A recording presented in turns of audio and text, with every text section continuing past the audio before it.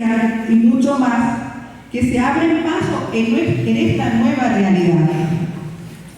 Hoy la UNED abre las puertas junto a sus autoridades al decanato de posgrado, docentes y estudiantes, a un congresillo. Evento que es solo el inicio académico de investigaciones y saberes, siendo posible en recintos como este, donde un equipo humano valioso se presenta para hablar de temas que mueven fronteras. No queda más que darles la bienvenida al Congresillo Familia y Frontera, el cual es el inicio del primer Congreso Internacional desde la Academia, donde abordaremos temas de actualidad, familias en fronteras, retos y obstáculos de las familias, desintegración y mucho más, que exponen situaciones actuales. Los padres han migrado a otros países dejando a sus hijos con los abuelos, siendo estos personas en su mayoría de tercera edad, que no están en condiciones de criar y cuidar, asumiendo roles que los hijos les han dejado y que son difíciles para ellos cumplirlas. Por favor, nos ponemos todos de pie para entonar el himno nacional.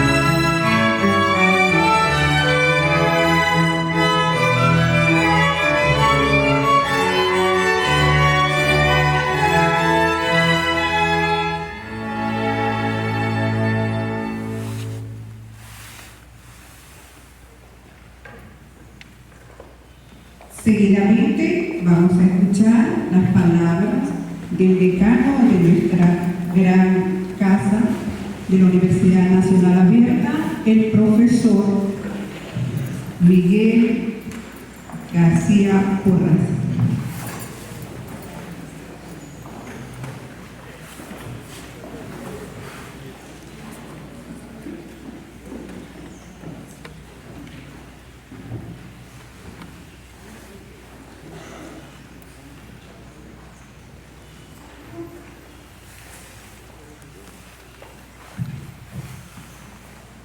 Muy buenos días a todos. Es un motivo de alegría que hoy la especialización en la orientación familiar muestre un producto de todas sus actividades. Realmente, pues, para el decanato de posgrado, para la universidad, es una alegría grande porque estamos en presencia de un evento muy importante, de la cual la mayoría de los venezolanos de alguna manera nos ha tocado lo que es la separación de algún miembro de la familia por migración. La migración venezolana se ha convertido en un problema tanto para los países que reciben nuestros compatriotas como para nosotros mismos los que quedamos acá. En el caso específico, consideramos que hay alrededor de 7 millones de venezolanos esparcidos por distintas partes del mundo. Eso ya muestra no una estadística real, sino un problema demasiado grande. Problema que comenzó por allá aproximadamente en el año 2015, cuando fueron muchos los venezolanos que empezaron a buscar mejores derroteros en otras latitudes, en otros países.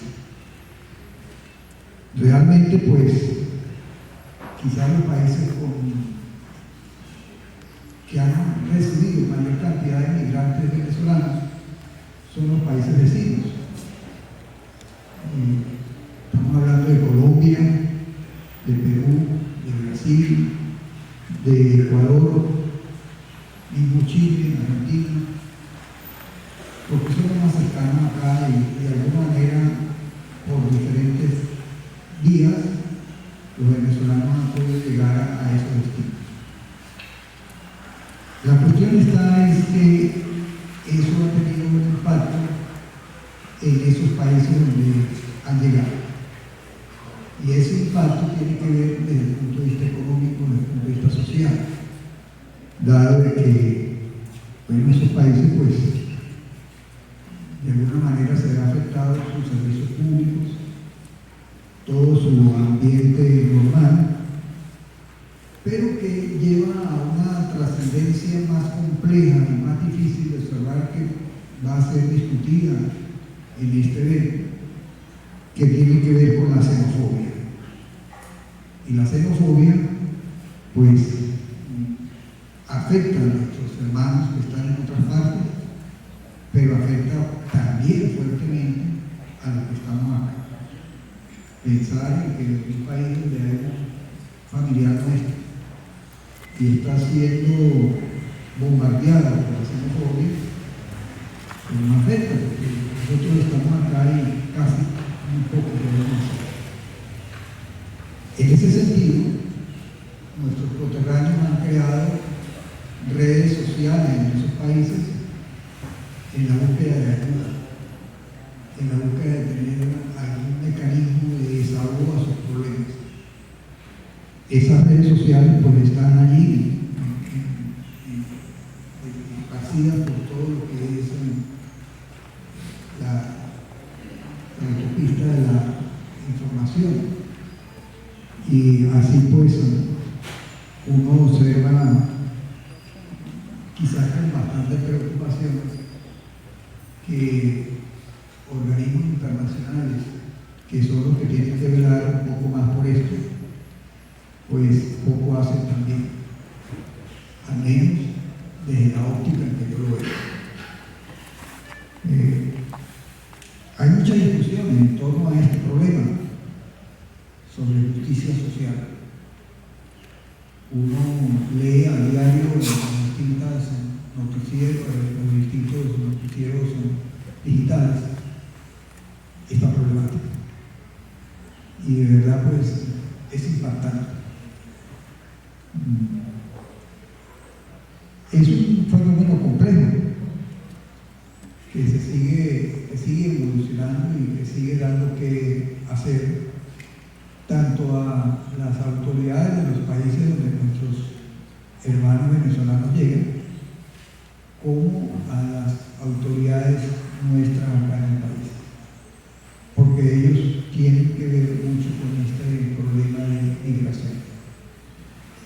Por lo tanto, solo me queda agradecer profundamente la confianza que se ha tenido en el decanato de posgrado, en todo el equipo que me acompaña para la realización de este evento.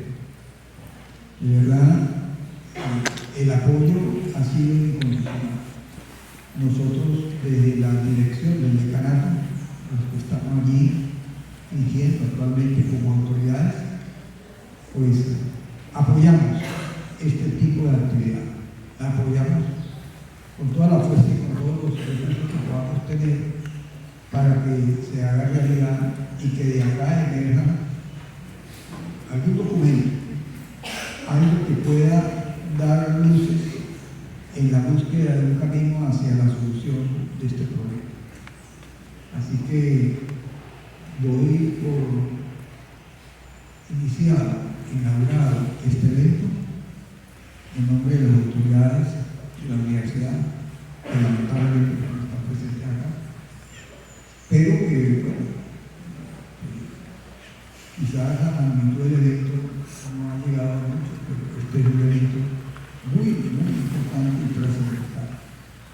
Así que éxito a todos los conferencistas, al comité organizador, al decanato de posgrado, al gran equipo, a la gran familia del decanato de posgrado que me acompaña, porque realmente todos han puesto un granito de arena para que esto salga bien. Agradezco la presencia de todos ustedes acá y espero que sea de mucho crecimiento académico y profesional los temas que se van a debatir y se van a discutir en este evento. Entonces, buen día y mucho éxito para todos.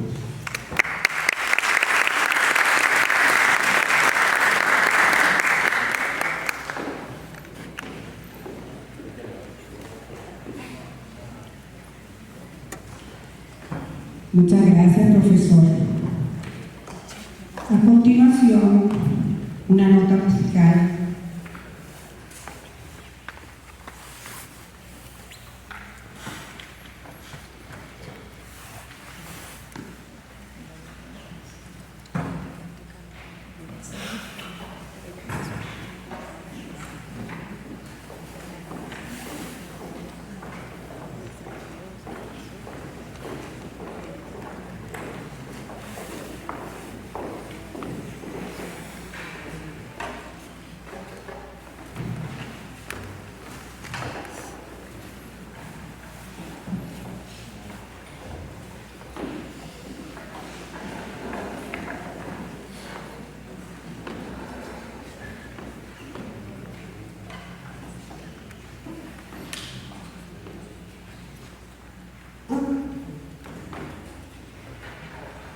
Le voy a presentar al profesor a cargo de esta orquesta. Muy buenos días. En la mañana de hoy, la orquesta de la universidad justamente interpretará dos movimientos de una obra conocida como La Pequeña Serenata Nocturna de Mozart. Vamos a interpretar primero el tercer movimiento, que se trata de un minueto, una especie de danza barroca, y luego interpretaremos el primer movimiento, que es un allegro. La orquesta de la universidad ahorita se encuentra con un proyecto de extensión. Esperamos que prontamente sea asumida como una agrupación estable de la universidad.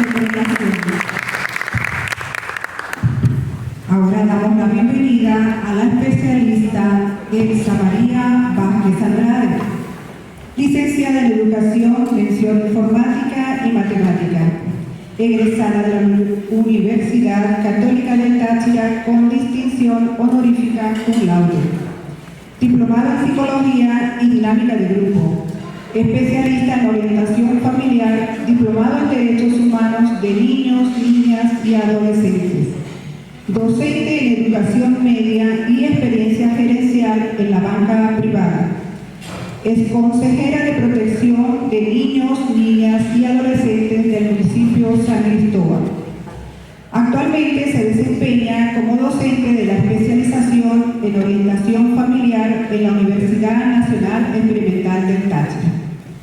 La recibimos con la conferencia Migración y Reconfiguración de la Familia Venezolana.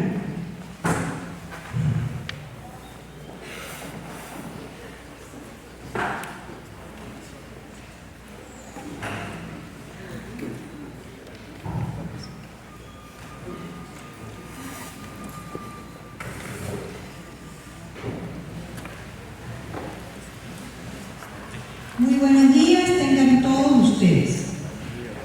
Un sueño y un pasaporte.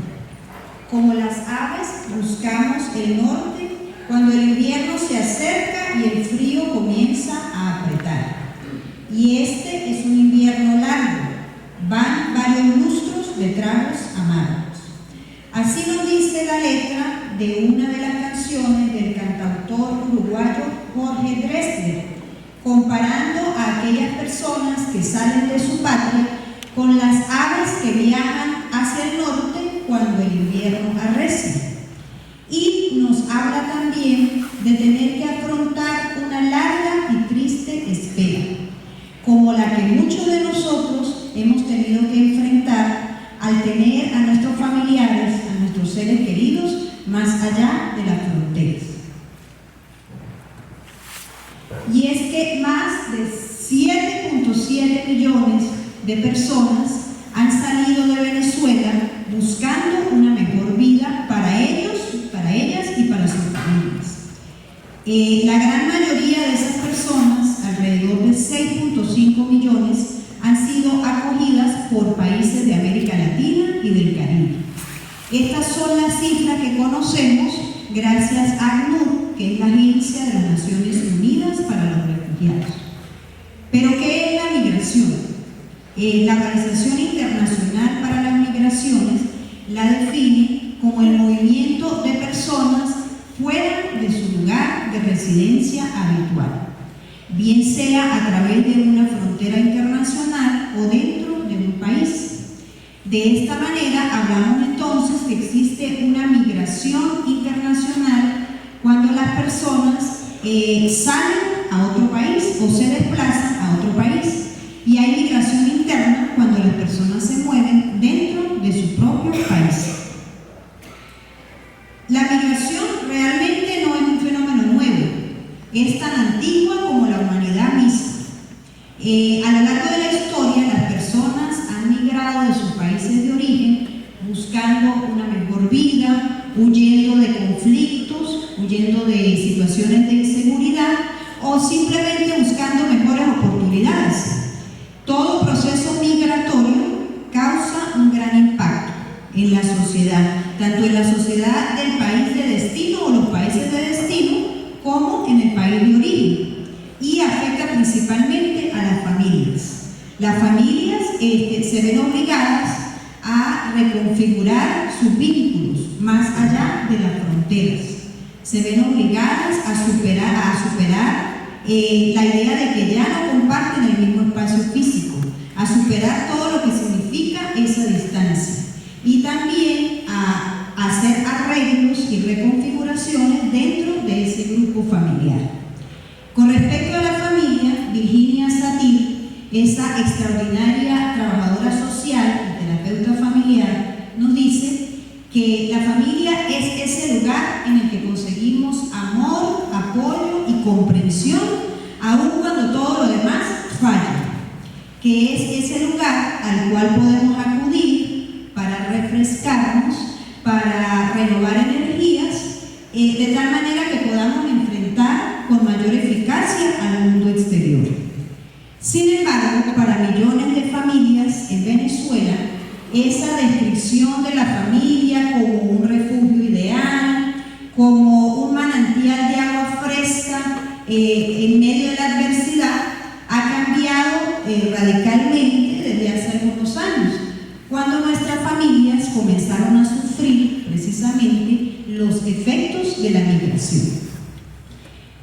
Precisamente el objetivo principal de esta conferencia en el día de hoy es visibilizar aspectos relacionados con la migración y la familia, como cuáles son las consecuencias que ocasiona la migración en nuestras familias y cuáles son los cambios a nivel de la estructura familiar que se han originado a raíz del proceso migratorio, de tal manera que todos ustedes, como asistentes a este evento, puedan conocer y reflexionar acerca de estos temas. La familia es una institución dinámica. ¿Qué significa esto? Que la familia cambia en la medida que cambie la sociedad dentro de la cual está incluida. En la sociedad a nivel del mundo y en la sociedad venezolana aún existe el modelo de familia nuclear conformada por padre, madre e hijos, pero este no es el único modelo que existe y actualmente los hijos son creados en diferentes tipos de familia. Tenemos las familias monoparentales, donde uno de los progenitores está ausente, bien sea por muerte, por abandono o por divorcio. Tenemos las familias mixtas o reconstituidas, tenemos la familia extendida, donde hay componentes de la familia paterna y de la familia materna. Incluso hay niños que son creados por familias institucionales, entre otras. Es más, en el caso de Venezuela, hay dos investigadores muy conocidos, que son Alejandro Olmedo y José Luis Betancourt, que se dedicaron a investigar específicamente a la familia venezolana en las zonas populares y concluyeron que esta familia no corresponde a la estructura de familia nuclear, sino que en estas zonas prevalece una estructura completamente atípica, donde los lazos que unen a la pareja realmente son débiles y después de la procreación la pareja se disuelve. En muchos casos el padre se desentiende casi completamente de la crianza de los hijos, que pasa a ser una responsabilidad casi exclusiva de la madre, quien a su vez se transforma en el eje de la vida familiar. De acuerdo a esto, la familia venezolana, principalmente en las zonas populares, es una familia de tipo matricentral, es decir, centrada en la figura de la madre. Este proceso migratorio que ha afectado a Venezuela desde hace algunos años nos ha alejado aún más de esa concepción clásica de la familia y del hogar. Seguimos unidos con aquellos que partieron a través del parentesco. Seguimos unidos y vamos a seguir estando, pero ya no compartimos una residencia en común, sino que formamos parte de una unidad familiar diferente que se extiende más allá de las fronteras. Tenemos entonces que a raíz del proceso migratorio se configura lo que se llama una familia transnacional. Otros términos que utilizamos para designar a la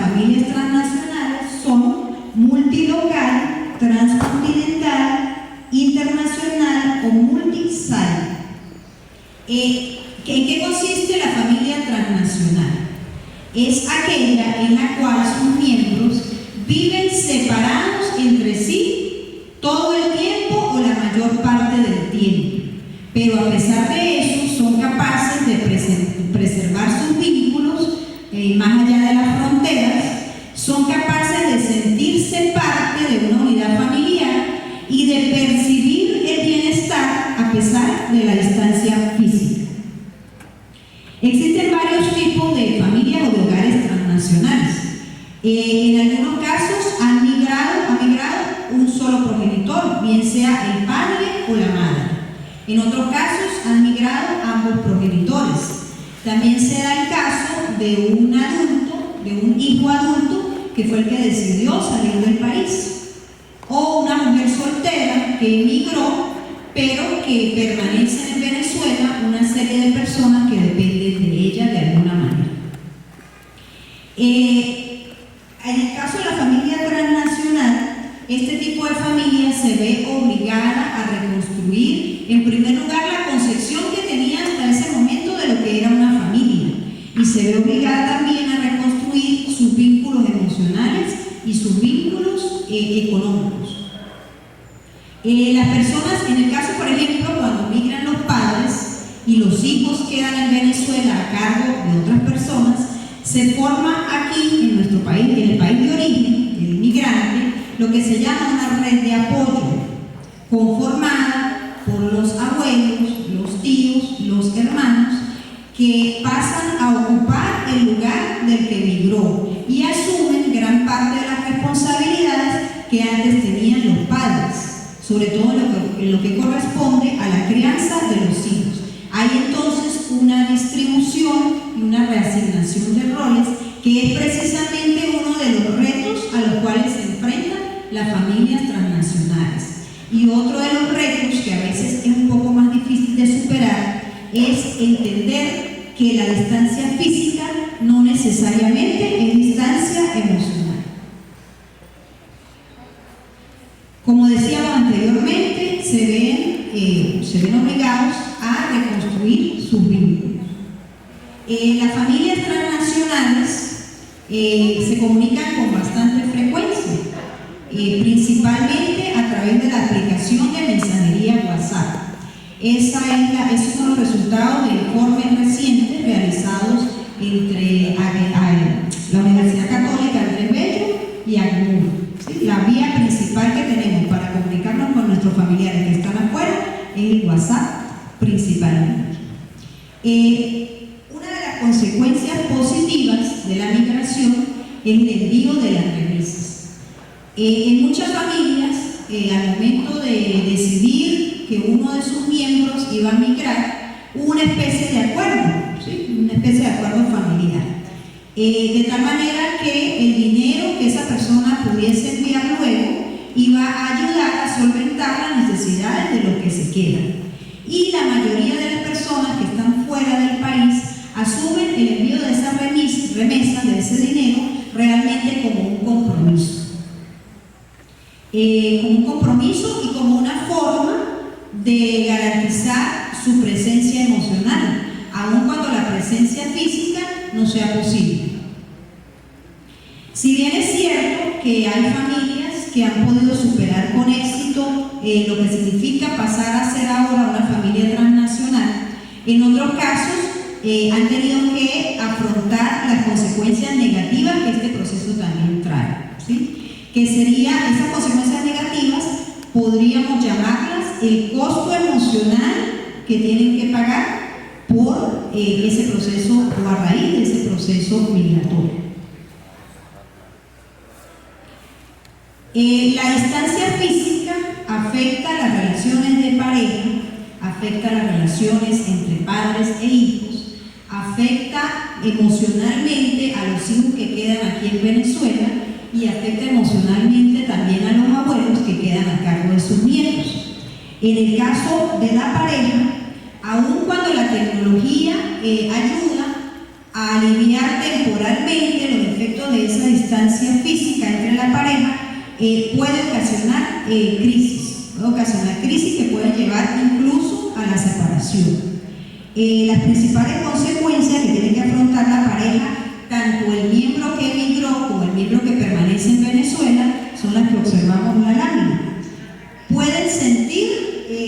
que se ha perdido el apoyo emocional, el soporte emocional por parte del otro miembro de la pareja. También es muy frecuente sentir incertidumbre, ansiedad y tristeza, principalmente porque siempre existe el temor a la infidelidad. Ese es un temor que siempre está latente. Y los rumores que nunca faltan, y precisamente el hecho de que no están cohabitando, no están bajo el mismo techo, puede llevar también a la ruptura de la pareja. También la migración afecta emocionalmente a los padres y a los hijos.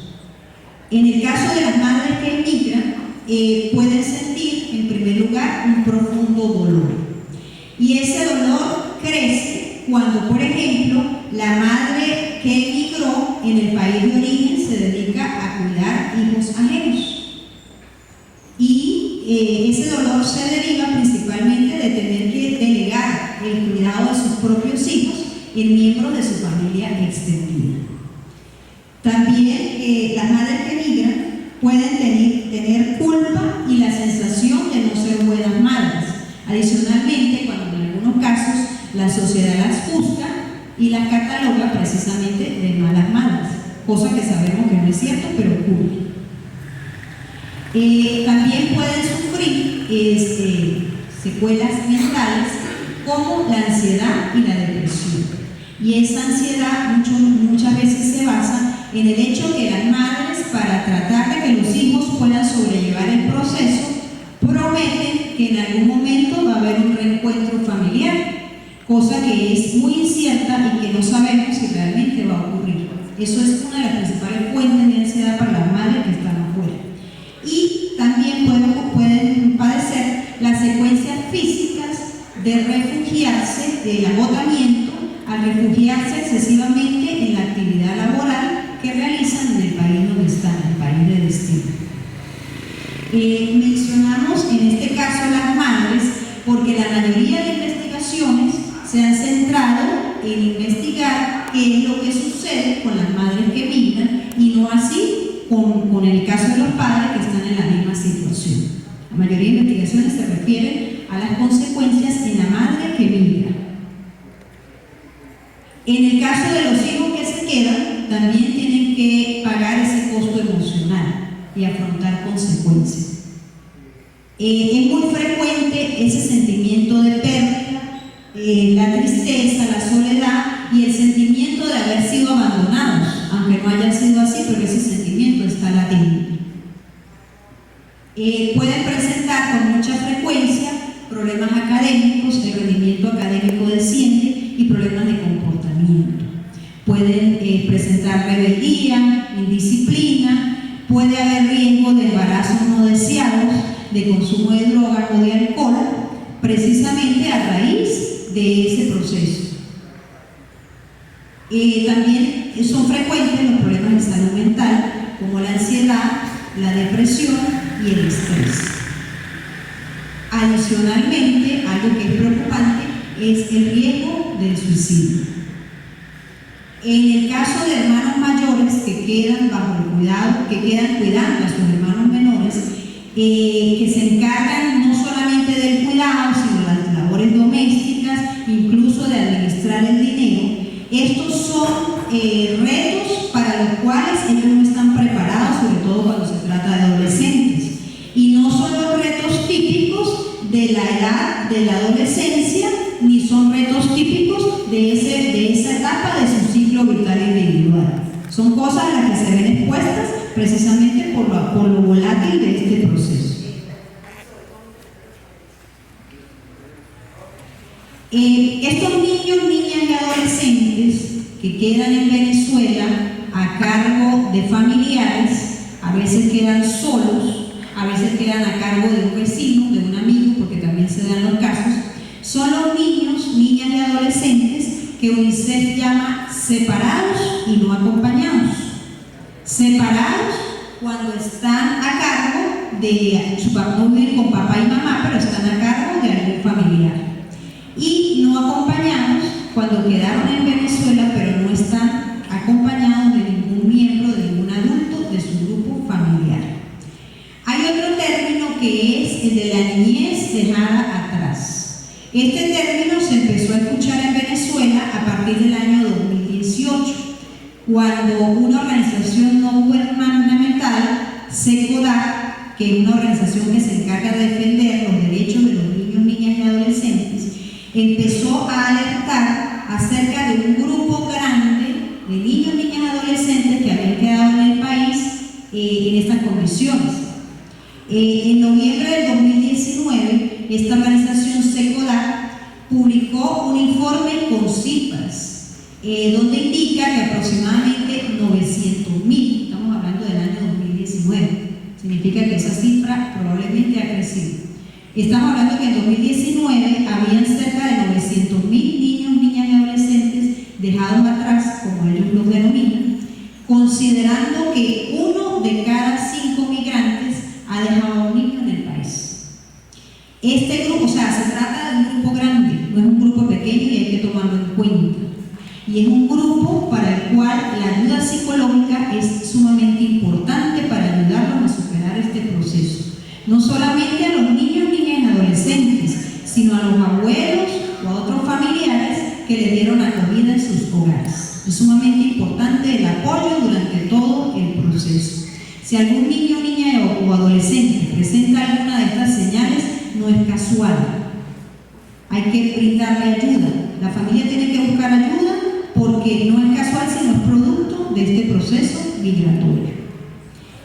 Y considerando las consecuencias para su salud, para su salud física y mental y para su vida, se trata entonces de un grupo altamente vulnerable. Durante los primeros meses de la pandemia, el movimiento Fe y Alegría organizó un programa para darle atención especial a los niños, niñas y adolescentes de sus escuelas cuyos familiares habían migrado. ¿Qué fue lo que ellos hicieron? Con el apoyo de UNICEF e incorporando psicólogos a sus equipos de trabajo, empezaron a preparar a sus docentes para poder atender el vuelo migratorio de sus estudiantes. Una ayuda de verdad importantísima. Iniciativas como esta deberían, ojalá y fuesen replicadas e implementadas en muchas otras instituciones educativas, en todos los niveles y modalidades del sistema educativo. Vamos a observar ahora un video que forma parte de la campaña Lejos de Casa, que fue organizada precisamente por esta organización SECODAC, donde recopilaron historias reales de niños, niñas y adolescentes y sus familiares y muestran las circunstancias por las cuales han tenido que atravesar estas familias transnacionales.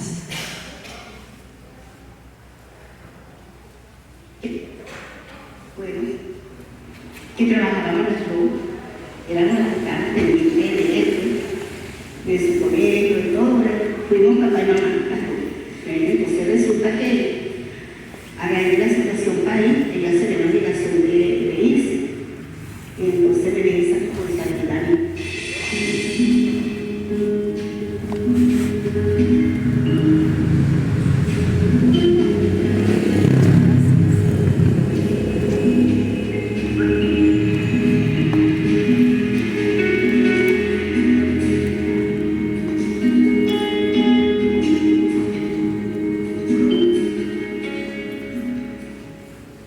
El dolor para mí de que me conociera fue muy drástico, porque esto me dolió muchísimo, demasiado. Uno sabe que uno es familia, ¿verdad? Pero uno no cuenta con todos los de la familia como uno cuenta con su mamá. Teníamos una vida, como se dice, chévere. Pasamos nuestros buenos pasos, salimos por la calle, paseábamos con él y todo. Cambió cuando ella decidió irse del país, porque ya tenía que estar pendiente de él, tuve que dejar el trabajo para dedicarle su tiempo. En la casa siempre comía, desayuno, almuerzo y cena, y nunca nos juntamos sin comer, gracias a Dios. Pero llega un momento donde lo que estábamos comiendo o era mínimo o no era lo que siempre queríamos. Entonces hacen la obligación de ver a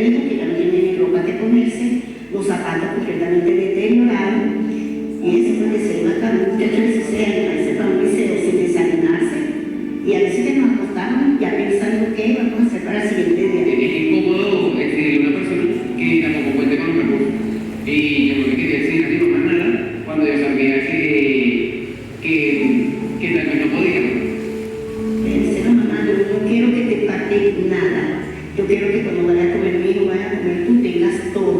El sacrificio que mi mamá ha hecho fuera del país se ha visto, pues, manda dinero para la alimentación de la casa y para lo que necesita personalmente. Pero eso no es nada. Una cosa es que uno tenga como que comprar algo, pero la presencia se paga mucho.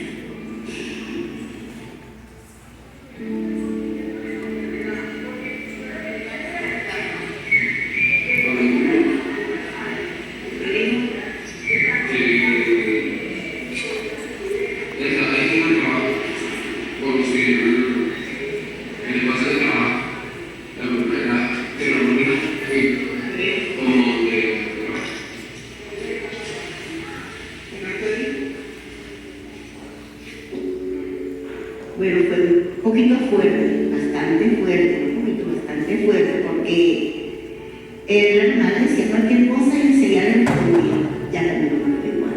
La situación con mi abuela no ha ido tan bien, digamos, no ha ido muy bien.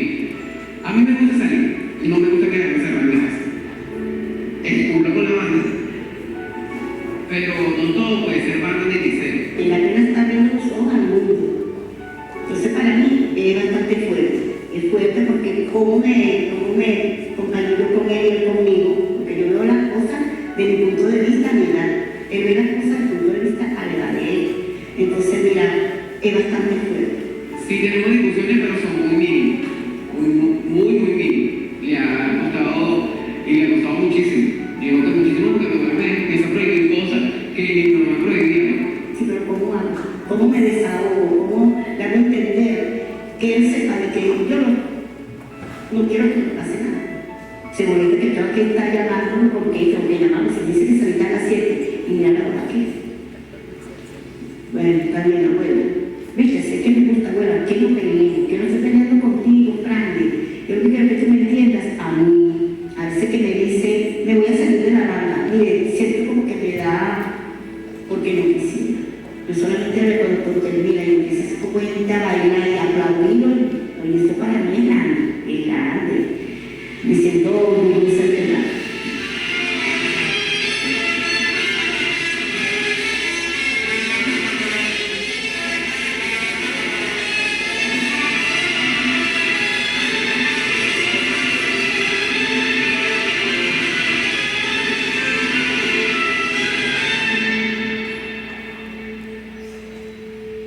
Me hace falta a mi hija, como a él le hace falta a su mamá. Y a veces que se pone muy triste y llora, que le hace falta a su mamá. Siempre estoy triste. Siempre estoy triste. Son pequeños momentos donde abunda mi alegría, donde abunda mi felicidad. Él quiere como, a veces que estoy acostada y él se me acuesta al lado y se abraza mejor.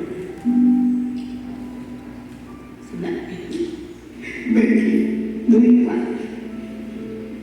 Me dice, abuela, me hace falta mi mamá.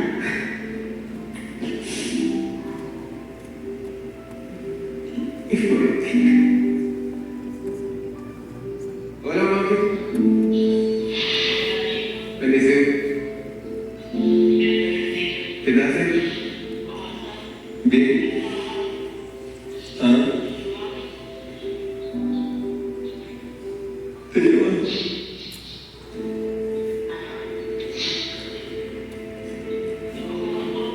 ¿Todo bien?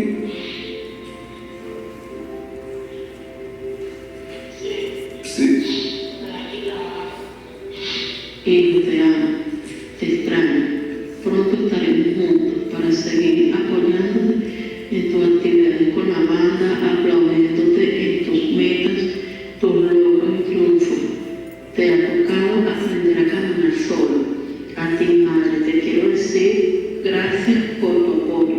Le doy gracias a Dios por ser tu hija y y quiero que entiendan y sepan que esta lucha es por todos y bueno, que después de la tempestad llega la calma y todo su debido tiempo. Los quiero, los amo, los extraño. Muchos besos.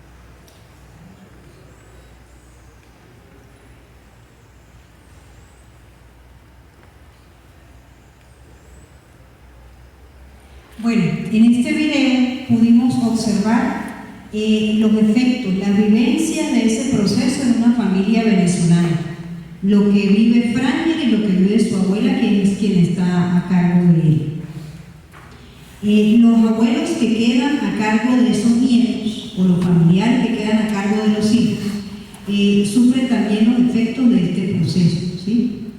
Les corresponde asumir una responsabilidad para la cual muchas veces no están preparados o no tienen la energía que quizás tenían en sus mejores años.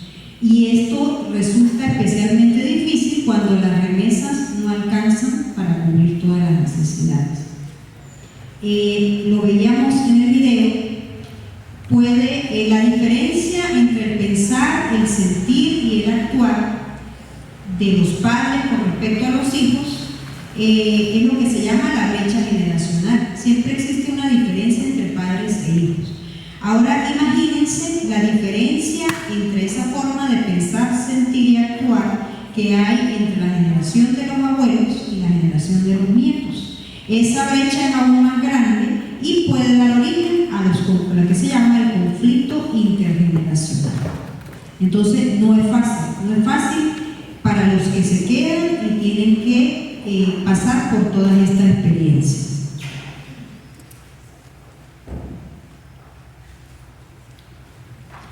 En Venezuela, la crisis económica, aunado a que gran parte de los familiares directos o los familiares cercanos de muchos adultos mayores pues tuvieron que partir, ha hecho que los adultos mayores sean otro de los grupos altamente vulnerables, viviendo en un contexto social que ya de por sí es complicado y es inestable. Hay muchas personas solas completamente o personas cuidando a sus nietos, pero con grandes carencias económicas, con recursos económicos limitados. Recordemos que la pensión no alcanza, ¿sí? Los ahorros tampoco alcanzan para cubrir todas las necesidades de un adulto mayor.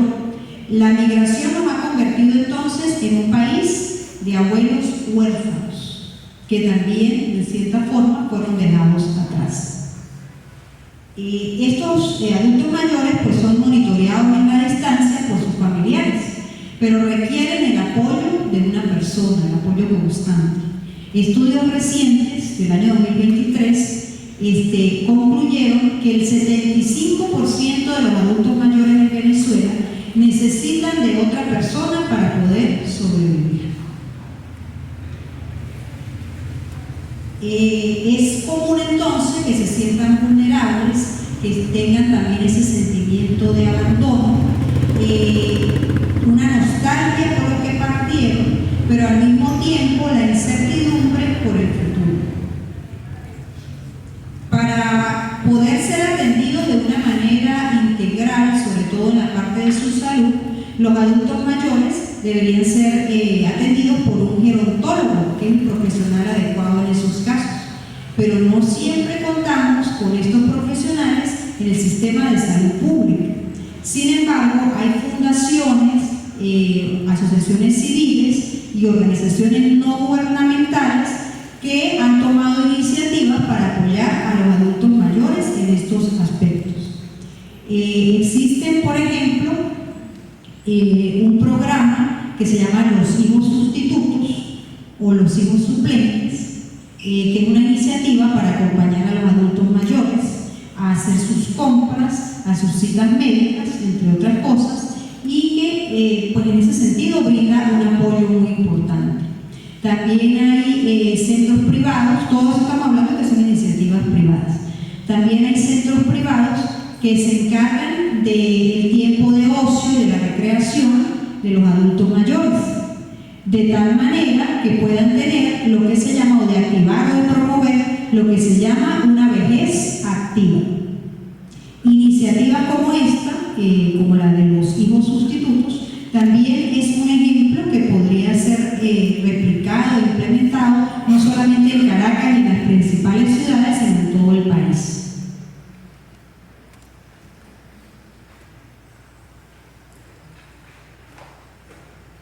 Gran parte de la información que tenemos actualizada acerca de las familias transnacionales, de lo que significa la familia y la migración, lo obtenemos a través de la revisión bibliográfica de muchas investigaciones internacionales y de unas cuantas investigaciones e informes realizados por organizaciones no gubernamentales y por universidades venezolanas, pero tampoco son muchos. Aún nos queda mucho camino por recorrer en este aspecto. Es necesario analizar cuáles son realmente las vulnerabilidades nuevas que pueden surgir, tanto en el caso de los niños, niñas y adolescentes, como en el caso de los adultos mayores, que son realmente los grupos más vulnerables en medio de todo este proceso migratorio. Necesitamos proponer soluciones, proponer cambios, proponer ideas. Otro de los objetivos de esta conferencia es precisamente motivar a los estudiantes, tanto de pregrado como de posgrado, de las diferentes casas de estudios, para que incursionen en la investigación de estos temas. Como les digo, todavía hay mucho por investigar, todavía hay mucho camino por recorrer, sobre todo investigaciones de la migración a nivel local y a nivel nacional. Esperamos que de verdad se motiven para que empiecen a investigar el tema de la migración venezolana, pero desde la mirada de aquellos que quedamos atrás, desde la mirada de aquellos que quedamos aquí. Muchas gracias.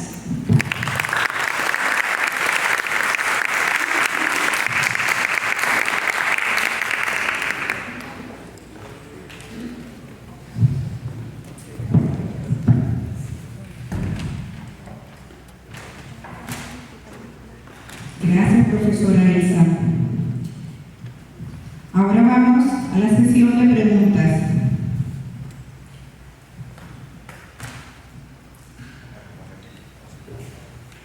¿Cómo manejar el desapego? ¿Es acto en la separación familiar por la migración o debido a ello? Profesora. ¿Cómo manejar el desapego? Es la primera pregunta.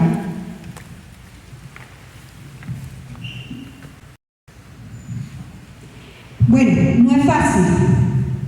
Y voy a hablar desde mi propia experiencia, que no lo dije. Mi única hija migró hace casi 4 años y no ha sido fácil.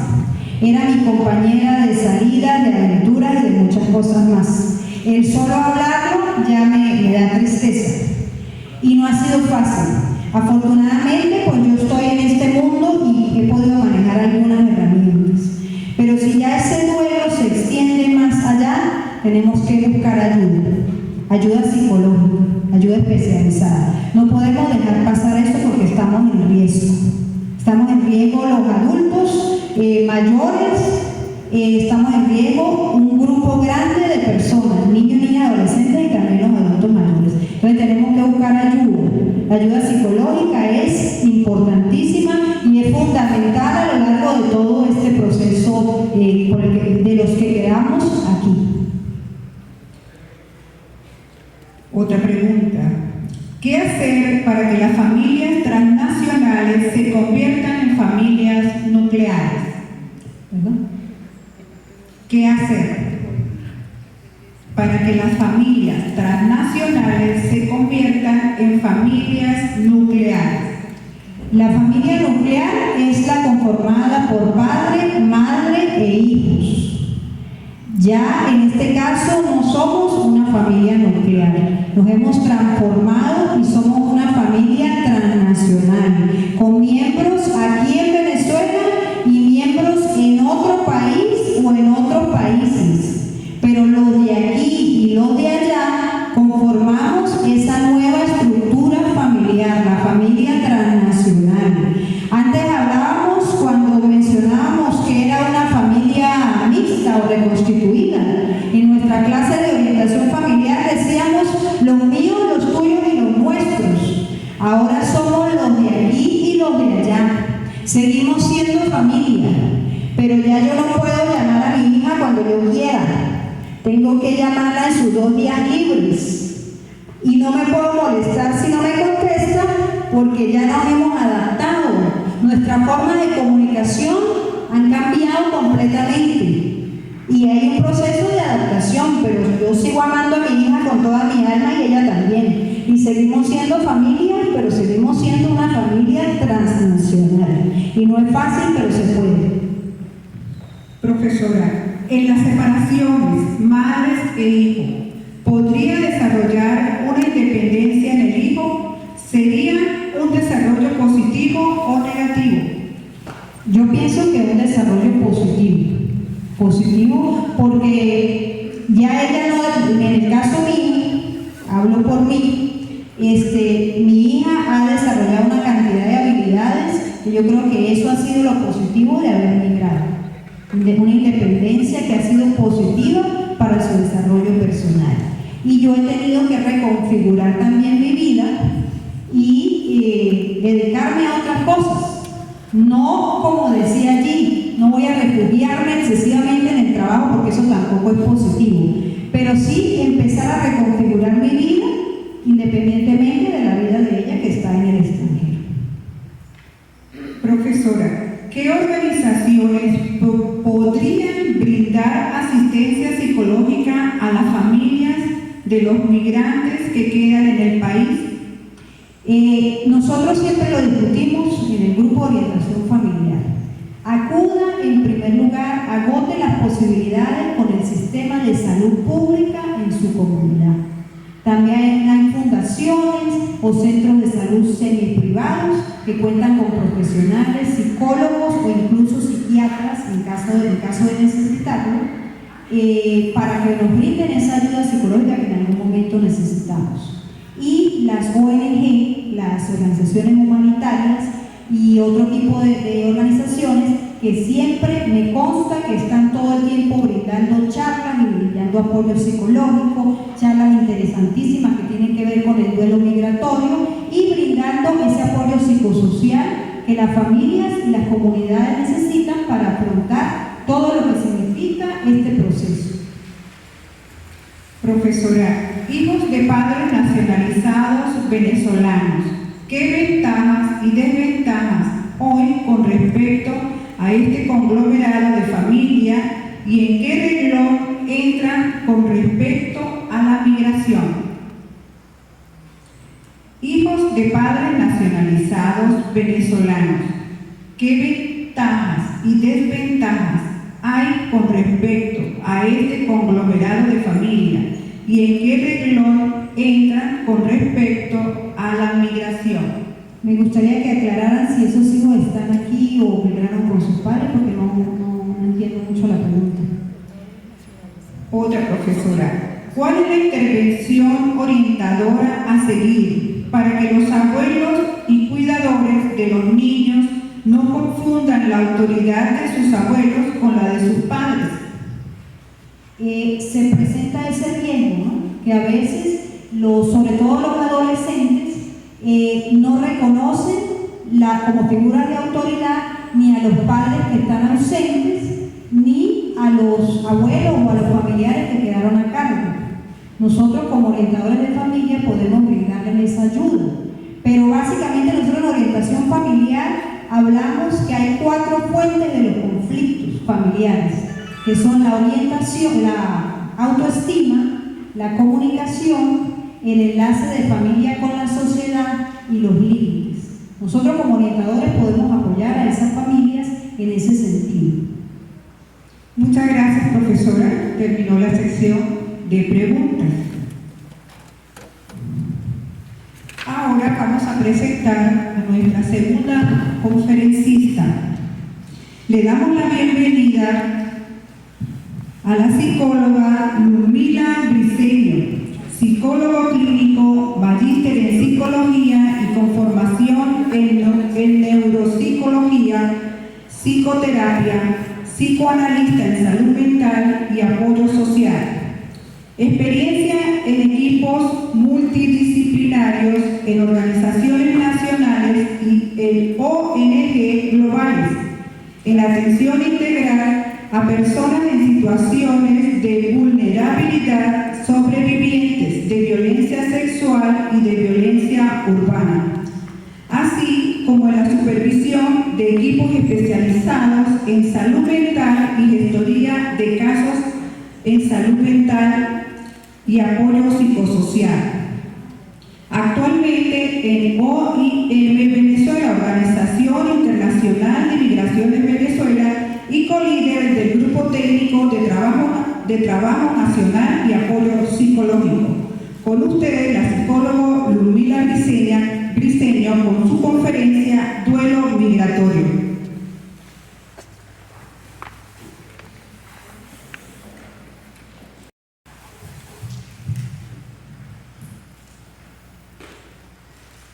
Buenos días a todas y a todos. Gracias por la invitación a este espacio. La temática de esta ponencia es un poco enfocada en esta visión más integral de lo que es el proceso de movilidad, ¿no? Y todo lo que puede implicar. El duelo migratorio es parte de algunos de los elementos que pueden presentarse en este tipo de situaciones, pero me gustaría hablar un poco más general sobre todas esas consecuencias y cambios y transformaciones que puede implicar un proceso de movilidad. Entonces, para esto voy a hablarles sobre esos efectos o ese impacto que puede tener la movilidad humana, tanto en las personas como en las familias. La siguiente, por favor. Bueno, antes quería hablarles de la organización que estoy representando. Esta es la Organización Internacional para las Migraciones. Desde 1951 forma parte del sistema de Naciones Unidas y tiene como premisa de que la migración que es regular, segura y ordenada puede traer beneficios para las personas, para las sociedades y los estados. Desde la Organización Internacional para las Migraciones se tiene también la premisa de la importancia de lo que es el abordaje de la salud mental y el apoyo psicosocial para las personas en estos procesos de movilidad. La siguiente. Hay algo importante que hay que explorar, que lo que implica la movilidad humana. Muchas veces, cuando hablamos de movilidad humana o de migración, nos viene a la mente son estas situaciones de vulnerabilidad, de dificultades en las cuales se enfrentan las personas ante estas situaciones. Eso es una realidad, eso puede llegar a ocurrir, pero no es la única realidad de los procesos de movilidad humana. Están los procesos regulares de movilidad, donde las personas pueden, a través de una serie de reglamentos, poder gestionar de una manera más segura y ordenada su traslado a otra zona, a otro sector. Pero también entender de que a pesar de que las situaciones pueden tener sus desafíos, sus dificultades, sus obstáculos, también es un proceso en donde sale a flote todas esas capacidades, esas fortalezas de las personas para poder afrontar esas realidades difíciles que pueden encontrarse, ¿bien? Lo que sí es cierto es que dependiendo de cómo sea ese proceso, los riesgos pueden ser diferentes, ¿bien? En algunos casos son mucho menores y en otros casos se exacerban mucho más. Y eso nos permite también entender de que la movilidad no es un proceso netamente riesgoso, puede ser un proceso planificado. Lo que pasa es que también hay un hecho y es que los procesos irregulares o la migración irregular es el que tiene como más documentación o tiene más espacio en los medios de comunicación, por ejemplo. pero hay millones de personas que se desplazan por una beca de estudios, por algún trabajo que hayan logrado, y esto también es un número mucho mayor que las personas que están en procesos irregulares. Pero evidentemente el impacto negativo que puede traer estos procesos irregulares es el que se tiende a darle más espacio, ¿no?, en los medios. La siguiente, por favor. Ahora, ¿cómo entendemos lo que es el proceso de movilidad? No podemos verlo como una sola situación, sino más bien como un proceso. ¿Por qué un proceso? Porque tiene diferentes etapas. Tenemos una primera etapa que es antes de la partida. La persona empieza a pensar: ¿será que me desplazo? Empiezo a buscar documentos, puedo yo gestionar los permisos que tenga que lograr, o empiezo a hacer todo mi reajuste o mi planificación para lograr esa meta, ¿no?, que es ir a otro espacio. Tenemos lo que es ya el periodo de tránsito, donde aquí puede ocurrir lo siguiente: la persona puede necesitar llegar a un espacio determinado para llegar a ese nuevo asentamiento, y en ese espacio de tránsito puede llegar a considerar quedarse en ese lugar momentáneamente o permanentemente, ¿bien? Y por eso hablamos de que hay una larga estancia en ese espacio que no había estado en los planes en un primer momento. Puede ser que la persona se quede ahí o simplemente continúa al lugar de destino que ya tenía planificado. En ese momento empieza una serie de procesos de adaptación a ese nuevo espacio o ese nuevo asentamiento. ¿Qué puede ocurrir también? Puede ocurrir de que la persona, por circunstancias varias, por ejemplo, no logró una buena adaptación, encontró un espacio donde no era bien recibida y es rechazada, o simplemente ya terminó su tiempo estimado para quedarse en ese lugar y retorna otra vez a su lugar de origen. Entonces puede llegar a ser hasta un proceso un tanto cíclico, como lo es una migración péndula, donde hay personas que, por ejemplo, se quedan en una zona trabajando y después que cumple ese periodo de trabajo es que se desplazan otra vez a su lugar de origen. Y esas son situaciones que se pueden llegar a presentar, como aquellas personas que ya tienen un destino de querer asentarse en un nuevo lugar porque el lugar de origen no reúne las condiciones que consideran óptimas para su calidad de vida o las metas que quieran cumplir. Lo cierto es que evidentemente cada proceso tiene diferentes características y va a tener diferentes consecuencias. Por eso es complicado el estudio de los procesos de movilidad y por eso también la generalización se hace complicada, porque no son las mismas experiencias para una misma persona o un mismo grupo de personas. La siguiente, por favor. Ahora, vamos a hablar lo que es la salud mental en el proceso de movilidad. Si nos vamos al concepto de la Organización Mundial de la Salud, de lo que es la salud mental, encontramos de que la salud mental es un estado de bienestar, en el cual el individuo es consciente de sus propias capacidades. También puede afrontar las tensiones normales de la vida, es decir, yo sé cuáles son los recursos con los que cuento y con eso puedo yo afrontar lo que me toca en el día a día, me adapto. Y además implica que la persona pueda trabajar de forma productiva aportando a su comunidad. Entonces, el concepto de salud mental no es solo hay ausencia de enfermedad o hay ausencia de una condición de salud mental. Es todo lo que implica un estado de bienestar, conciencia de mis capacidades. Con esas capacidades yo puedo manejarme en mi día a día, afrontar lo que yo me voy a encontrar en mi día a día, ser productivo y además poder aportar a mi comunidad. Cuando trasladamos este concepto a las personas que están en movilidad, nos encontramos con que no son las tensiones normales a las cuales se enfrenta la persona. Bien, empezando porque está en un nuevo entorno o en un entorno de tránsito, pero es un entorno que no es conocido y que muchas veces implica el adaptarse a situaciones que son complicadas y completamente nuevas para la persona. Entonces eso implica un desafío para la persona que está en movilidad para poder mantener ese estado de bienestar. También encontramos en que puede haber unas limitaciones en el acceso a trabajo. Entonces la persona no puede ser tan productiva como quisiera, porque esas limitaciones pues hace que sea difícil, ¿no?, poder cumplir con ese mandato. Y por otro lado, cuando hablamos de contribuir a la comunidad, ahora no es una sola comunidad a la que estoy contribuyendo. Contribuyo al espacio donde estoy ahora sentado, pero también contribuyo a esa comunidad lejana, ¿bien?, a ese espacio de origen del cual yo salgo para ir a otro espacio nuevo.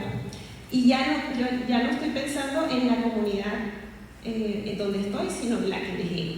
Y a veces eso puede traer un poquito de conflicto, porque en ese proceso de adaptación se empiezan a asumir responsabilidades y costumbres y creencias de ese nuevo espacio que a veces entran como en conflicto con esas costumbres o creencias del espacio de origen.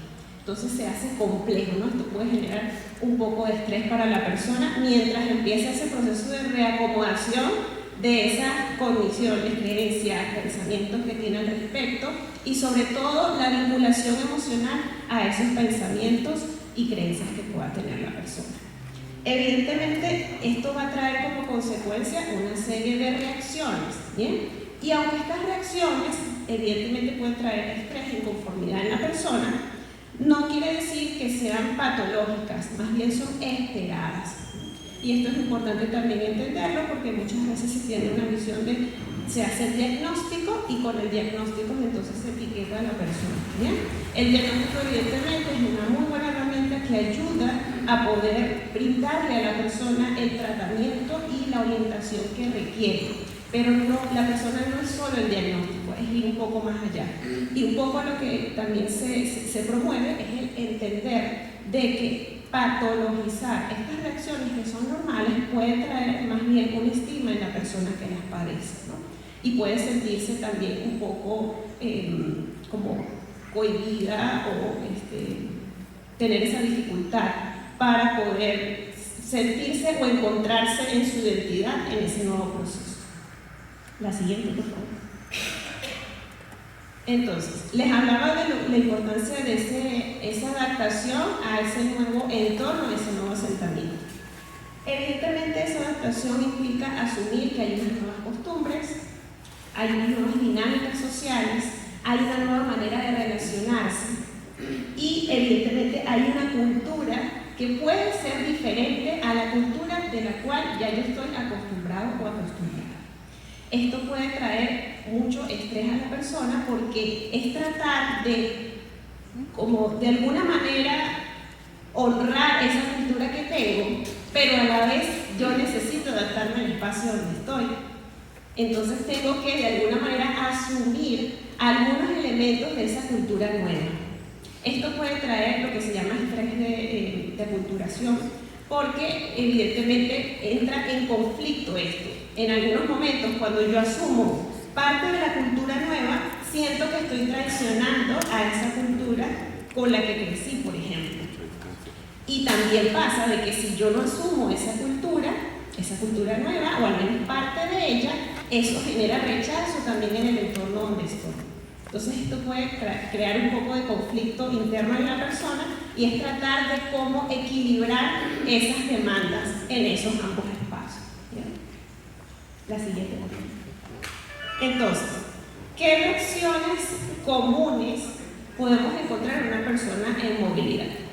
Pueden ser muy variadas, estas son algunas.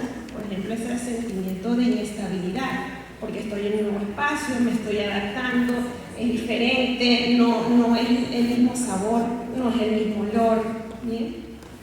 Y eso me genera también un sentimiento de pérdida, porque siento que lo que ya yo conocía no lo tengo o no tengo acceso. Muchas veces las personas dicen, sí, yo consigo, por ejemplo, un producto de allá, no sé, por ejemplo, la samba. Consigo la samba, pero no me sabe igual que como me sabía acá. Porque aquí hay unos elementos también emocionales que están inmiscuidos en esas experiencias, ¿no? Que recordemos que también todo esto es subjetivo. Una cosa está la experiencia, si lo vemos objetivamente, simplemente comer esto, y está la experiencia subjetiva. ¿Qué elementos propios yo coloco en esa situación? Y ahí cambian las cosas, ¿no? También nos podemos encontrar que a veces las personas pueden tener un sentimiento de inferioridad porque no se hallan en el nuevo lugar, a veces no son reconocidas en sus logros, en sus capacidades y sienten que no pueden como equilibrarse o equipararse a lo que ven en ese nuevo entorno, en ese nuevo entorno. También la persona puede estar en una situación de muchísimo estrés, en ocasiones el enfado se relaciona con la frustración por las situaciones que está viviendo. Así como también hay algo interesante que sucede muchísimo con las personas en movilidad, que la mirada siempre está puesta en el pasado, en esa nostalgia, en lo que fue, en lo que pudo haber sido, y en el futuro, en lo que voy a lograr, en lo que quiero, pero pocas veces en el presente. Y esto hace que muchas veces se sientan mucho más como perdidos en ese proceso, ¿bien? No se asientan en ese momento, en ese lugar, en esa experiencia, sino todo es en el qué fue, qué es lo que va a suceder y qué fue lo que pasó. La siguiente, por favor. Bueno, importante que a pesar de todos estos elementos que implica todas esas reacciones, sale a flote también lo que son esas capacidades de resiliencia.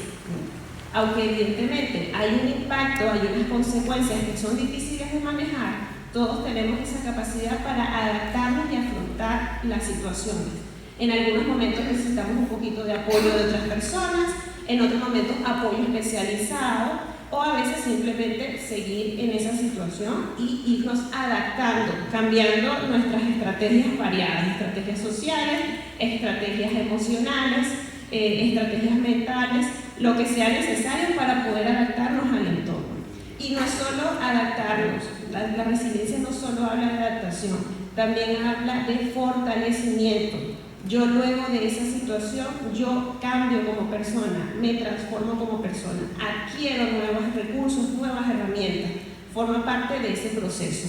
Todos tenemos la capacidad, las capacidades de resiliencia las tenemos, en algunas ocasiones pueden ser complicadas que emerjan o usarlas, pero están ahí presentes. Y siempre las actividades, desde el enfoque de salud mental y apoyo psicosocial, buscan rescatar esas capacidades de resiliencia. ¿Bien? Puedo yo sentirme de una forma impactada negativamente por la situación, pero tengo también la capacidad de renacer ante esa situación. Y eso es un poco lo que se ve. Esto era a nivel de personas. Importante tocar un poco el tema de familia. Bien, la profesora lo había hablado anteriormente. Vemos cómo hay toda una reestructuración de la familia a raíz de esos procesos de movilidad. Estamos hablando de que la familia evidentemente es un sistema, ¿bien? Y ese sistema tiene una serie de dinámicas. Cada familia tiene su particularidad. Tampoco podemos generalizar a todas con las mismas dinámicas, pero sí hay ciertas estructuras. Por lo menos hay algunas figuras de autoridad. Hay otros miembros de la familia que tienden a ser más colaborativos, otros que tienden a ser un poquito más directivos, pero entre todo ese engranaje logra configurarse para que de alguna manera la familia pueda ir equilibrando esas presiones externas que se reciben, producto de la cultura, de la sociedad, del contexto y esas presiones internas que también pueden ocurrir, ¿no?, entre sus miembros. Lo cierto es que este sistema está enmarcado en otros sistemas mucho mayores, como lo que es, hablamos del modelo de Bronfenbrenner, que habla sobre cómo cada uno de estos sistemas se configura e interactúan entre sí. Evidentemente, la familia es uno de los primeros sistemas en el cual el ser humano está inmerso y puede llegar a filtrar o mediar el contexto. Sabiendo un poco de esto, ¿cómo entonces está configurada la familia en los temas de movilidad?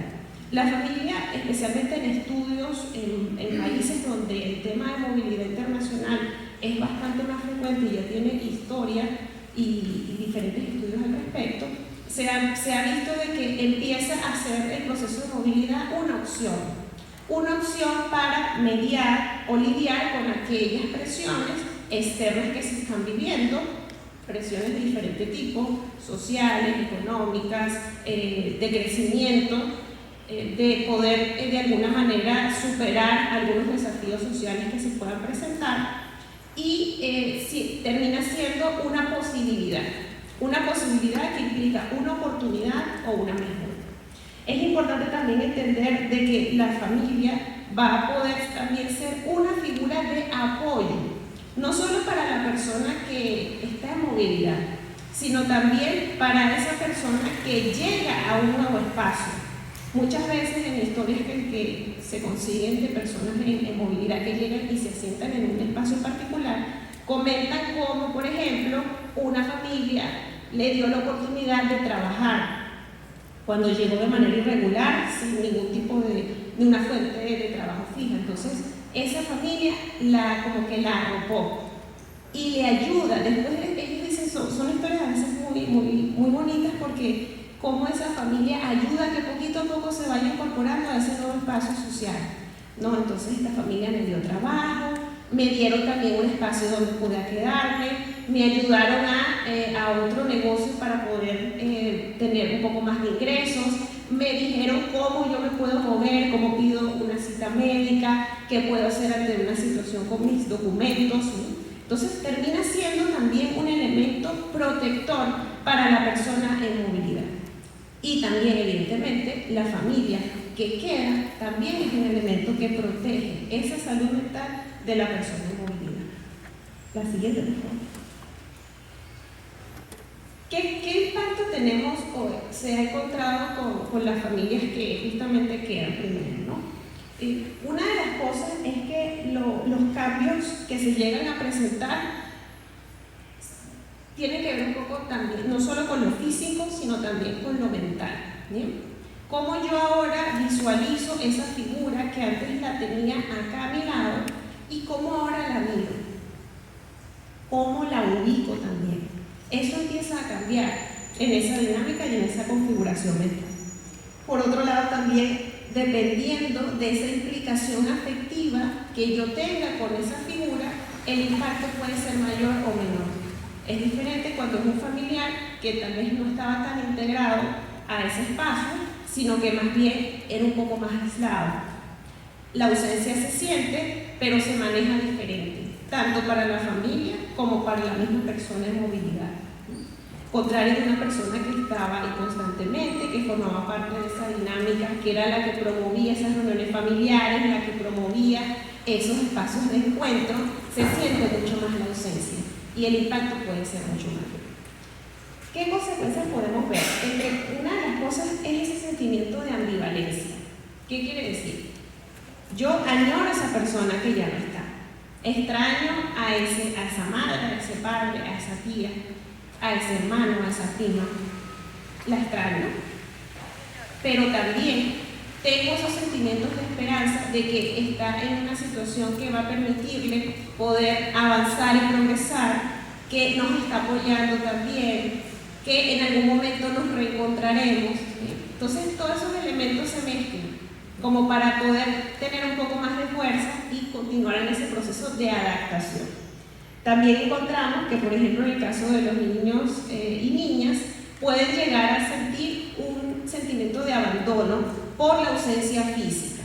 ¿Bien? En el caso de los adolescentes, tiende a no tanto sentirse esa sensación de abandono por la ausencia física, sino por la falta de comunicación y de apoyo que puedan recibir en el espacio donde están quedando, por ejemplo. ¿Bien? Y por otro lado, las estructuras de apoyo y todos los roles de la familia evidentemente van a cambiar.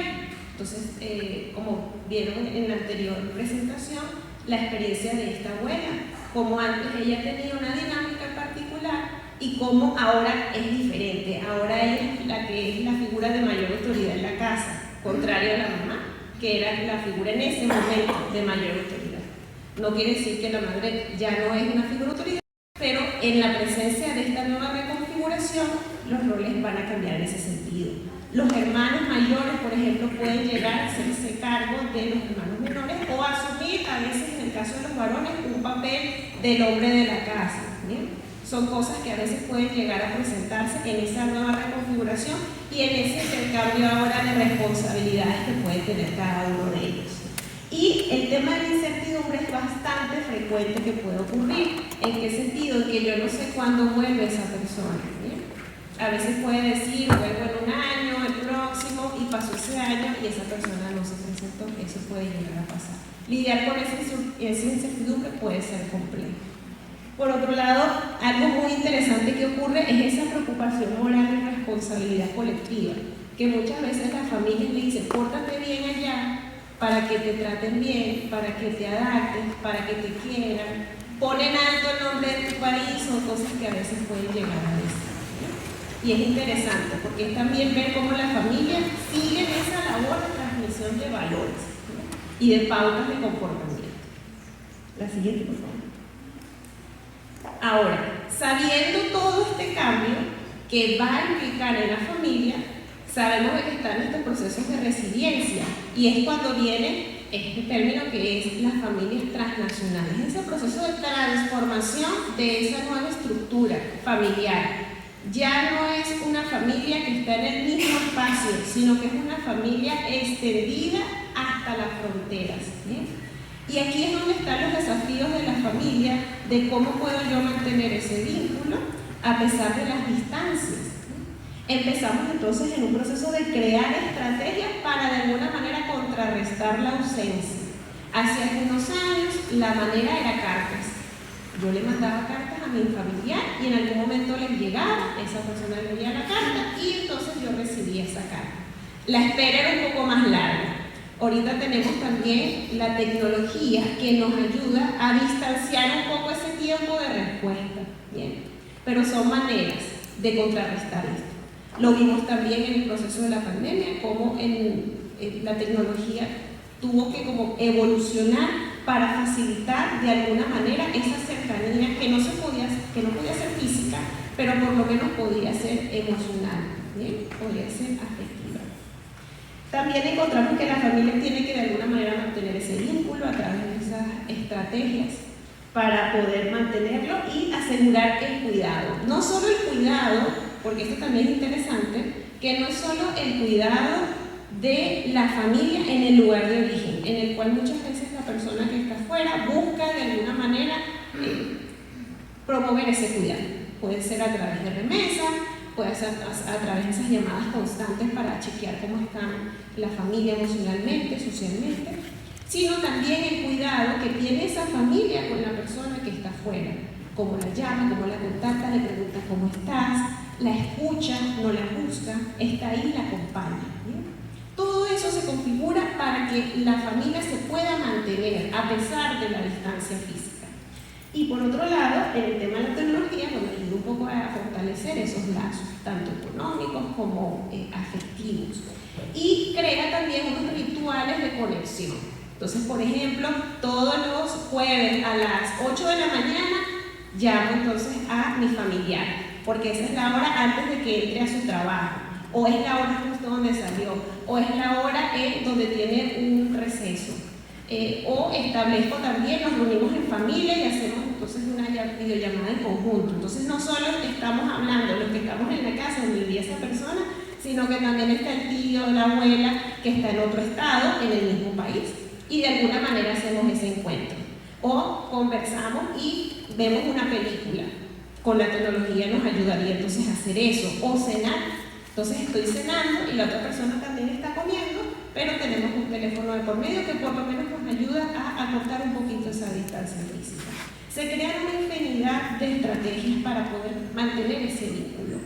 Y es complicado, es difícil. Aún así hay sentimientos de por medio, pero de alguna manera eligen siempre esas capacidades de resiliencia para poder superar esos desafíos, ese dolor que puede estar ahí presente.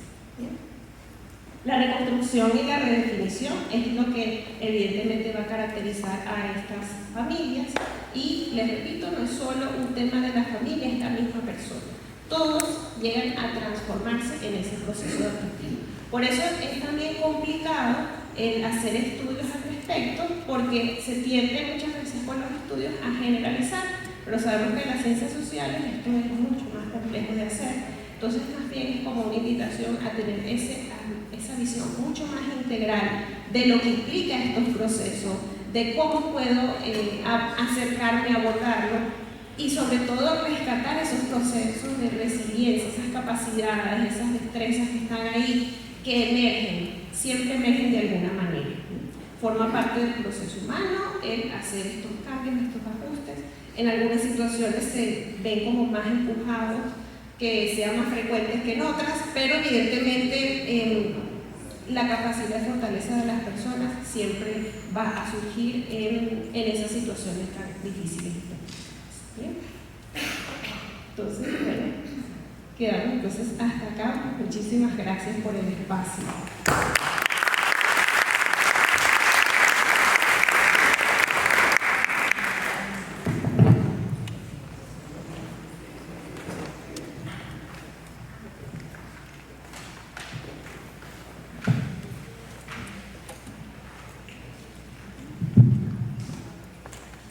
Muchas gracias a la licenciada Ludmila. Ahora vamos con la sesión de preguntas.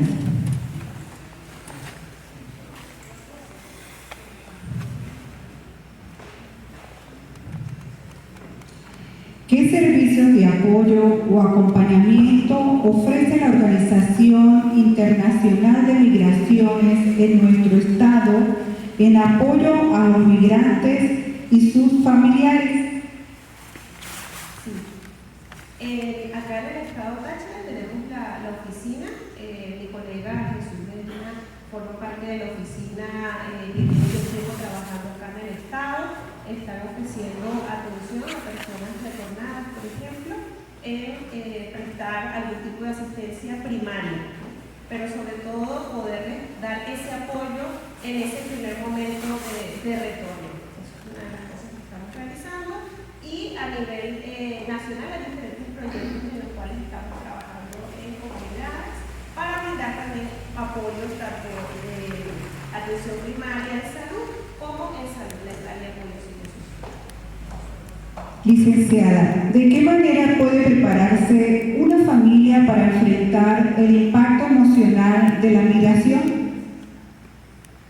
Cada familia puede tener diferentes estrategias, ¿no? Una de las cosas principales es poder hacer esa planificación, tratar de alguna manera idear ese plan que les permita a ellos mantener esa comunicación. Igualmente, estos planes van a variar o estas estrategias van a variar según las experiencias que se vayan encontrando en la persona. A veces hay personas que se asustan mucho en ese proceso y creen que puede ser un poco más traumático de realidad lo que fue, y en otras ocasiones minimizan los riesgos y las situaciones o las experiencias tienden a ser diferentes.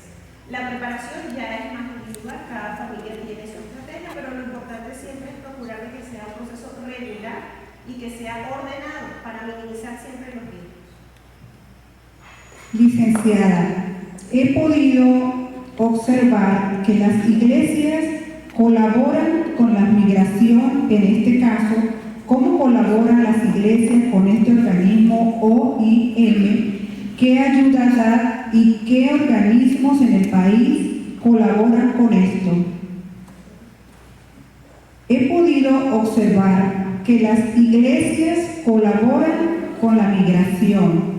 En este caso, ¿cómo colaboran las iglesias con este organismo OIM? ¿Qué ayuda da y qué organismos en el país colaboran con esto?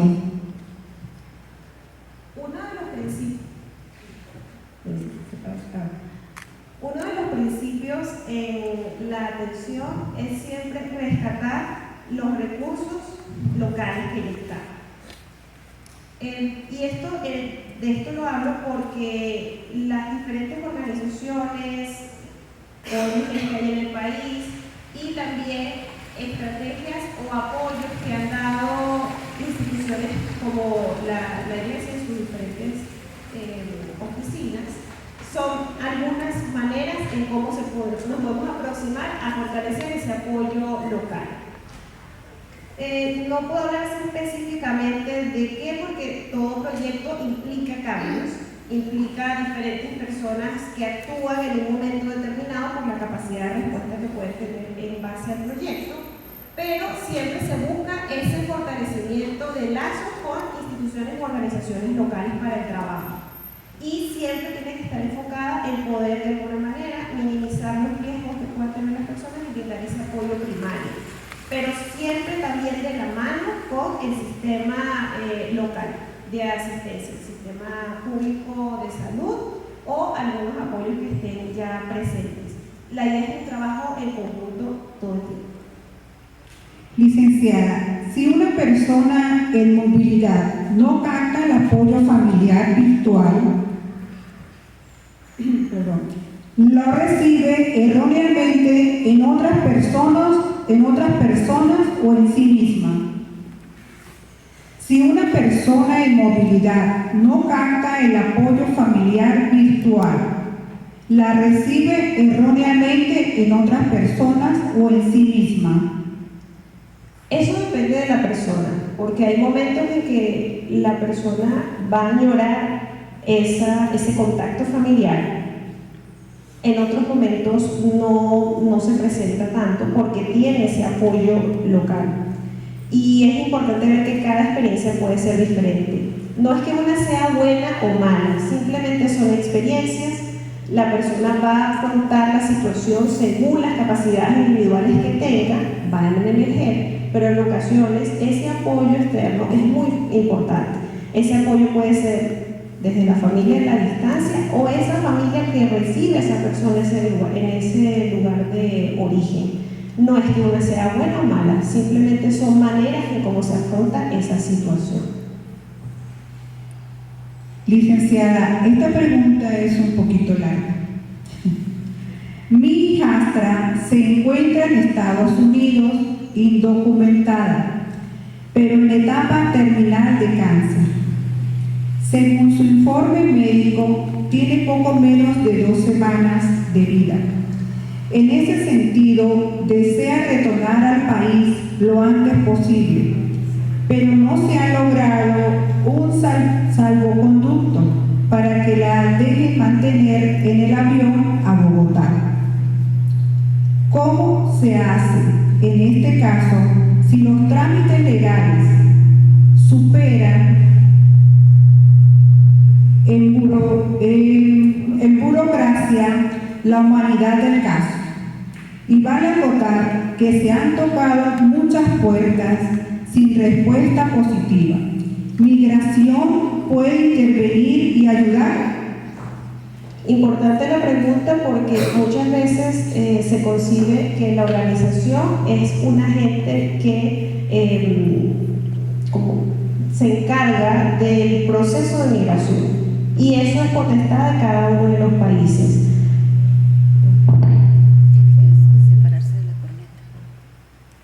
Eso es potestad de cada uno de los países. No es facultad de la organización el sacar documentos, gestionar este tipo de trámites legales. Eso ya corresponde a cada uno de los países, ya sea de origen o de destino. Lo que sí la organización puede hacer es la orientación en cuanto a la información, a dónde acudir, cómo puede ayudarse en la gestión de algún retorno seguro, dependiendo de los proyectos o programas que estén funcionando en ese momento. Lo más recomendable en esta lamentable situación es poder acercarse a las autoridades para poder gestionar ese retorno o preguntar en la oficina de la organización de OIM si tienen algún programa de retorno que pueda facilitar el proceso. Pero, reitero, nosotros no podemos sustituir lo que es los mandatos de cada país en cuanto a documentación, que esto generalmente lo llevan las oficinas, por ejemplo, del país, en el caso del Cancillería. No sustituimos a los estados, trabajamos en conjunto, podemos hacer abogacía, promover información útil para que la persona pueda acudir a estos espacios, pero no sustituimos a las figuras de locales. Licenciada, ¿qué recursos psicológicos sugiere para atender al cerebro a raíz del proceso migratorio? Es decir, ¿cómo contribuir consigo mismo para no desmejorar la vía neuronal? Importante siempre es tener conciencia de la situación. Muchas veces andamos en la vida transitándola, manejando las actividades del día a día y no nos sentamos a pensar un poco cómo yo me siento ante esta situación que estoy viviendo. Eso es uno de los primeros pasos. Tenemos que tener conciencia del proceso que estoy teniendo.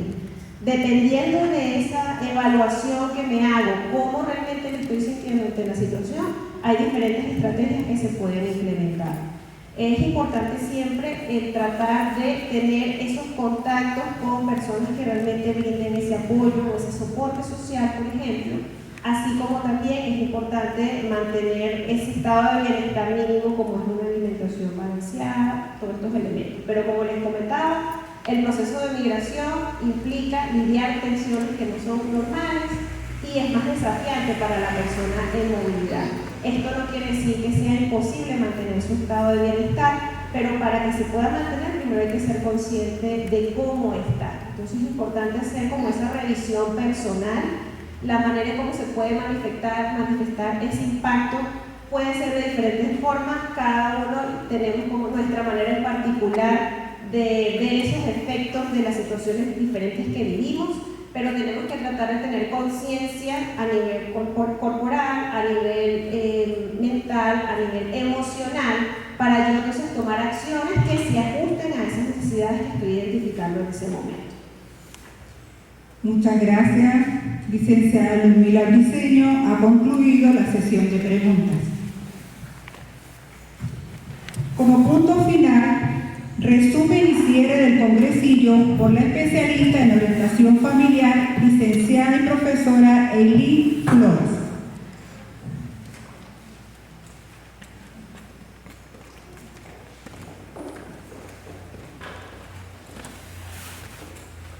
Estimados participantes, al culminar este congresillo, primero que nada quiero agradecer por el esfuerzo y la participación activa, por el compromiso en un tema tan importante como este.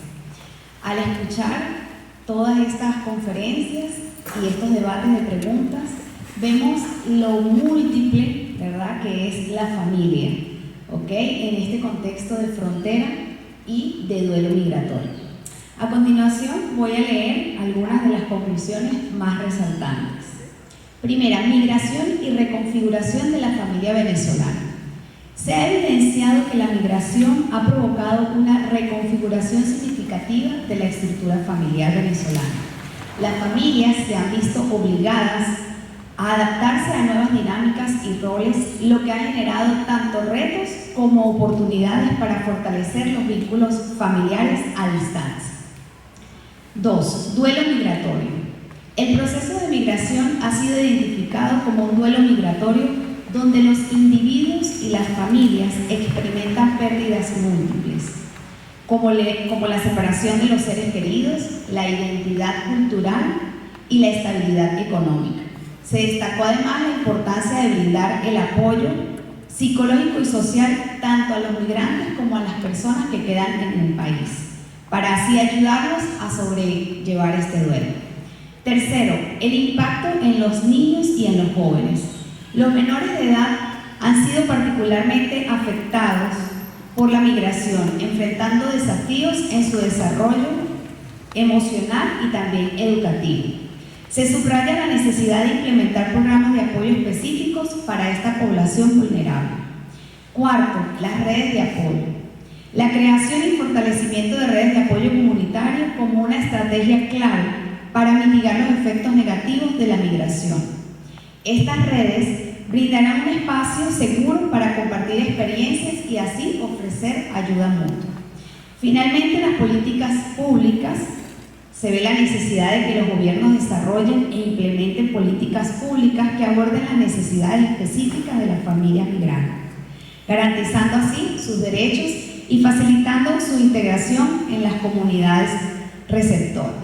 Con estas conclusiones cerramos este congresillo con la esperanza de que cada uno de los temas abordados puedan brindar acciones concretas en beneficio de las familias venezolanas en esta situación de frontera y migración. Una vez más, muchísimas gracias a todos por la participación, a la licenciada Elsa Vázquez, a la licenciada Ludmila Briceño. Muchísimas gracias por el aporte y reiteramos la invitación a futuros proyectos de nuestro decanato de posgrado. Muchas gracias.